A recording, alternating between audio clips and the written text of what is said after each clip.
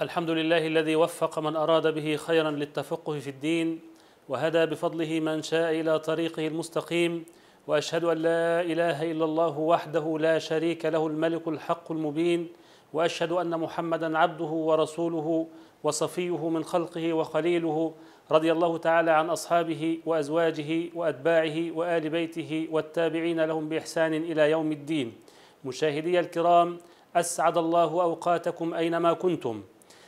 من قضايا الواقع المعاصر تحديد سن الزواج بسن معين، وهل ذلك جائز أم غير جائز؟ وقبل أن نتكلم عن حكم الشرع في هذا، نود أولا أن نتحدث عن أسباب تحديد سن الزواج، وأن ذلك يرجع إلى عدة أمور، من أهمها ما يلي: أن حياة الصغير أو الصغيرة حياة لعب ولهو ولعب، وفي تحملهم للمسؤوليات الزوجية والأسرة إشغال لهم بما هو خلاف الطبيعة العمرية لكل منهما.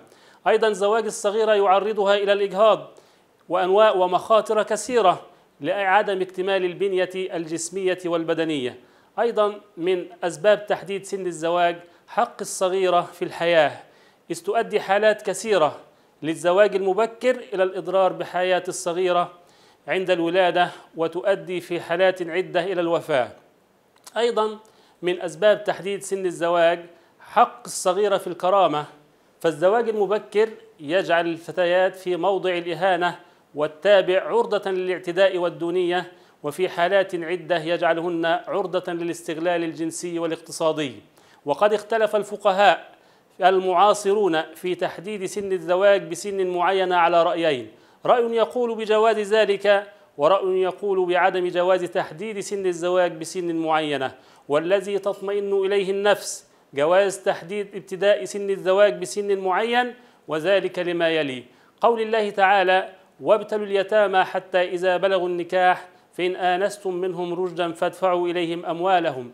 فهذه الآية الكريمة تدل على جواز تحديد سن ابتداء الزواج بسن يصلح فيه كل من الزوج والزوجة للزواج وتحمل مسؤولياته وتبعاته، لأن المقصود من قول الله تعالى بلغوا النكاح أي بلغوا سن النكاح.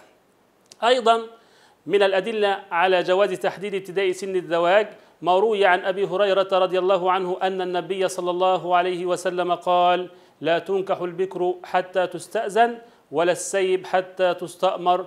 قيل: يا نبي الله كيف إذنها؟ قال: إذا سكتت فهو رضاها.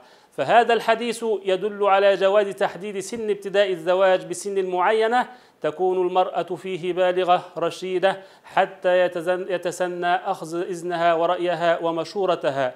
أيضا روي أن عمر بن الخطاب رضي الله عنه عن النبي صلى الله عليه وسلم قال: كلكم راع وكلكم مسؤول عن رعيته، فالإمام الذي على الناس راع ومسؤول عن رعيته، والرجل راع على أهله ومسؤول عن رعيته، والمرأة راعية في بيت زوجها ومسؤولة عن رعيتها، والعبد راع في مال سيده ومسؤول عن رعيته، ألا كلكم راع وكلكم مسؤول عن رعيته.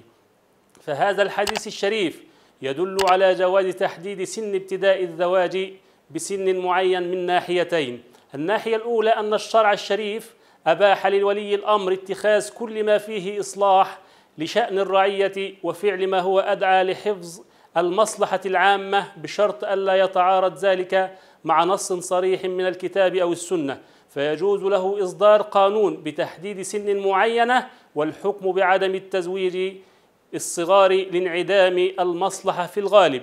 أيضا قول النبي صلى الله عليه وسلم في هذا الحديث: والمرأة راعية على مال زوجها، يدل على جواز تحديد سن ابتداء الزواج، لأن الصغيرة لا تقدر على الرعاية المنوطة بها في بيت زوجها، كما أن الشريعة الإسلامية وجدت لجلب المصالح ودرء المفاسد، وفي تحديد سن لابتداء الزواج مصلحة للزوج والزوجة، حيث يكون كل واحد منهما قد بلغ سنا يدرك فيه أهداف الزواج ومقاصده ومسؤولياته. وأيضا في تحديد سن معين للزواج حماية لحقوق الأطفال مما قد يترتب على التبكير في الزواج من مخاطر وأضرار جسيمة نفسية واجتماعية وفسيولوجية. هذا والله أعلى وأعلم، وآخر دعوانا أن الحمد لله رب العالمين، والسلام عليكم ورحمة الله وبركاته.